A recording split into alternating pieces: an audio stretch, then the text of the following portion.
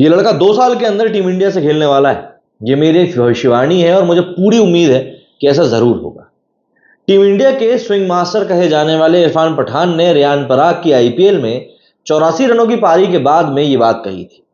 Ryan को लेकर 1 अप्रैल तक मुंबई के खिलाफ उनकी पारी के दौरान हिंदी कमेंट्री के दौरान भी यही कहा गया कि ये खिलाड़ी बीच के ओवर्स में जितनी ताकत से खेलता है वैसा बहुत ही कम खिलाड़ी हैं जो खेल पाते हैं, और इसकी वजह है डोमेस्टिक क्रिकेट में पसीना बहाना।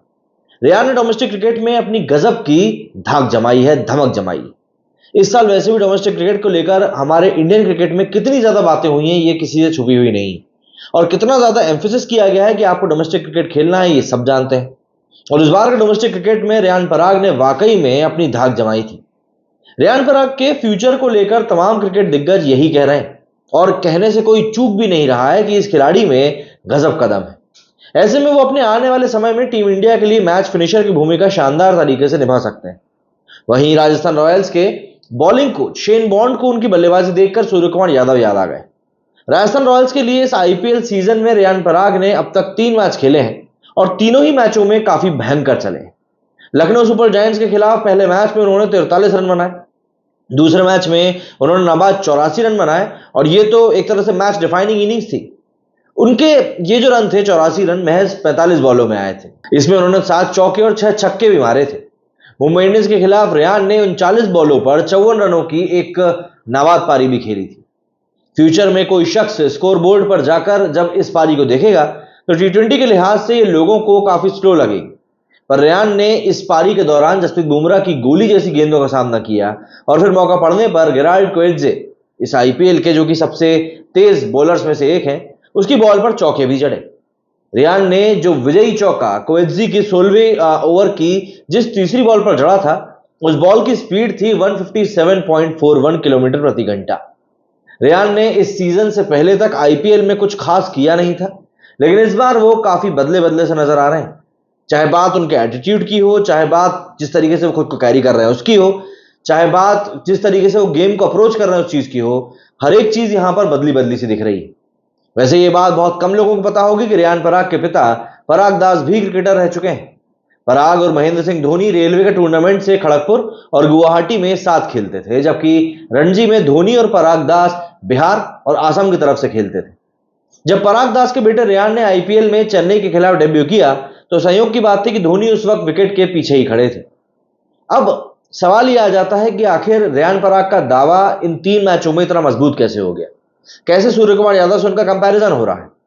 दरअसल रेयान पराग इस आईपीएल में बिल्कुल अलग अंदाज में नजर आ रहे हैं। खासकर उनका जो पेशेंस लेवल है वो काफी ज्यादा शानदार दिख रहा है। बैट्समैनशिप की बात करें तो बल्लेबाजी करते हुए फिलहाल अब तक कहीं भी वो हड़बड़ाहट में या जल्दबाजी करते हुए दिखाई नहीं दी। खास बात यह रही कि 3 ही मैचों में उन्होंने मेरिट के हिसाब से शॉट खेलते हुए दिखाया। उनके लिए आईपीएल की कमेंट्री के दौरान कई क्रिकेट दिग्गज कह चुके हैं कि यह सीजन रेयान के लिए टर्निंग पॉइंट साबित होगा। इरफान पठान उनकी तारीफ में कसीदे गढ़ चुके हैं। वहीं राजस्थान रॉयल्स के बॉलिंग कोच ने रेयान पराग के खेलने के स्टाइल की तुलना सूर्यकुमार यादव से कर डाली। शेन बॉन्ड ने कहा कि पराग मुझे कुछ हद तक सूर्या की याद दिलाता है। वो उनकी तरह दिखते हैं, उनमें बहुत ज्यादा टैलेंट है। वो एक ऐसे क्रिकेटर हैं जो कि अब काफी मैच्योर हो रहे हैं। भले ही वो सिर्फ 22 साल के हैं, लेकिन मैच्योरिटी उनमें कूट कूट के भरी है। खुद सूर्य भी पराग की तारीफ कर चुके हैं। ऐसे में पराग का ये फॉर्म अगर इसी तरह से जारी रहा तो इस बात में कोई आश्चर्य करने वाली बात नहीं होगी कि टी20 वर्ल्ड कप 2024 के लिए रेयान पराग को टीम में एक्सेलरेट कर दिया जाए। रेयान पराग ने इस सीजन से पहले तक 54 आईपीएल मैचेस में महज 16 के एवरेज से 600 रन बनाए थे। इस दौरान उन्होंने सिर्फ 2 मौकों पर हाफ सेंचुरी की पारियां खेली थी, और लगातार अपने इस खराब खेल के बावजूद राजस्थान रॉयल्स ने रेयान पराग पर भरोसा कायम रखा। रेयान भारत की 2018 के अंडर 19 वर्ल्ड कप विजेता टीम के सदस्य भी रह चुके थे। रेयान को आईपीएल 2019 से पहले खिलाड़ी की नीलामी के तीसरे और अंतिम दौर में राजस्थान रॉयल्स ने 20 लाख रुपए में खरीदा था। रेयान असम राज्य के पूर्व क्रिकेटर पराग दास के बेटे और राष्ट्रीय रिकॉर्डधारी स्विमर मां तैराक मिट्टू बरुआ के बेटे हैं।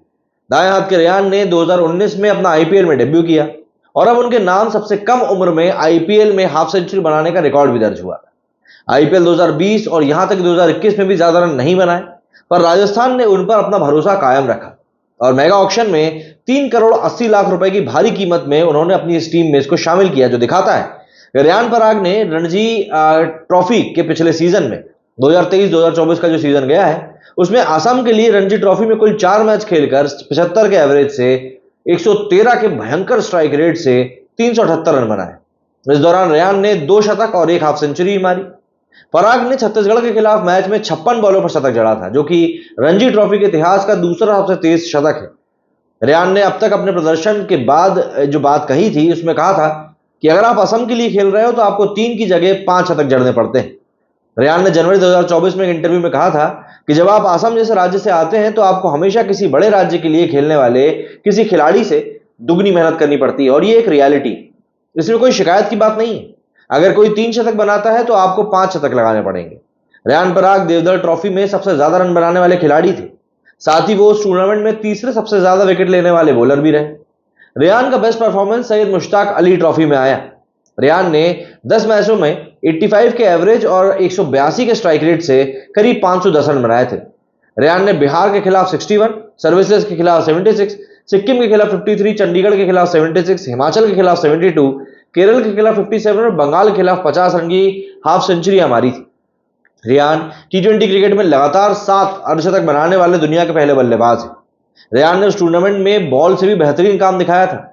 7.29 की एक बेहतरीन इकोनॉमी के रेट के साथ में कुल 11 विकेट लिए थे। रेयान ने अपनी कप्तानी में असम को नॉकआउट स्टेज में भी पहुंचाया था। अगर हम रेयान पराग के अब तक के करियर की बात करें तो फर्स्ट क्लास के उन्होंने 29 मैचेस खेले हैं, जिसमें उन्होंने ऑलमोस्ट 1800 रन बनाए हैं और 50 विकेट लिए हैं। लिस्ट ए की बात करें तो 49 मैचेस में 1720 रन बनाए हैं और 50 विकेट लिए हैं। टी20 की बात करें तो 101 मैच खेल चुके हैं, 2224 रन बनाए हैं और 41 विकेट्स ले चुके हैं। आईपीएल की बात करें तो 57 मैचेस में 781 रन हैं और 4 विकेट हैं। और इन 781 रन में से सबसे मजे की बात तो यह है कि 181 रन इसी सीजन में आए। रेयान पराग के लिए ये वाला सीजन एक बहुत महत्वपूर्ण सीजन होने वाला है और इस सीजन के बाद में रेयान पराग की जो किस्मत है वो किस हद तक बदलेगी ये भी आने वाला वक्त ही हमको बता देगा। फिलहाल के लिए रेयान पराग इस सीजन को जितना ज्यादा एंजॉय करें उतना उनके लिए बेहतर होगा, क्योंकि इस समय रास्ता उनके लिए बहुत लंबा है। शुरुआत हसीन हुई है ये एक बात हम कह सकते हैं, बट रास्ता वाकई में अभी लंबा है। तो ऐसे में रेयान पराग क्या टीम इंडिया में एक्सेलरेट किए जाएंगे, ये बात एक सोचने वाली होगी। और अगर वो टीम इंडिया में एक्सेलरेट किए जाते हैं तो किसकी जगह पर किए जाएंगे ये बात भी बहुत अहम होने वाली है। इस समय लेकिन हर तरफ रेयान पराग को ही लेकर बात चल रही है और कहीं ना कहीं रेयान पराग ही वो कारण है कि राजस्थान की बैटिंग देखने में अब थोड़ा सा एक्साइटमेंट आने लगा है। वरना संजू सैमसन, जॉस बटलर, यशस्वी जी के आउट हो जाने के बाद में कोई ऐसा बैट्समैन बचता नहीं था जो इनकी टीम के नैया पार लगा सके। लेकिन अब ऐसा लग रहा है कि राजस्थान की बैटिंग में एक अलग ही तरह की जान आ गई और अगर रेयान पराग टीम इंडिया के लिए खेलते हैं तो वो असम की तरफ से खेलने वाले पहले क्रिकेटर भी बन जाए। मेरे स्टूडियो फिलहाल इतना ही। जय हिंद, जय भारत।